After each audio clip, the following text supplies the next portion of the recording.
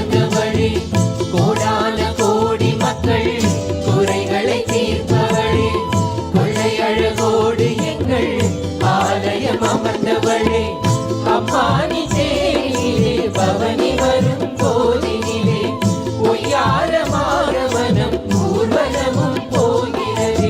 யாரும் இல்லா ஏழை எங்கள் தஞ்சம் நீயே தாயே, உம்மை நம்பி வந்தோம், இங்கு உள்ளது எல்லாம் கண்டோம். உங்கள் முகத்தை பார்க்கும்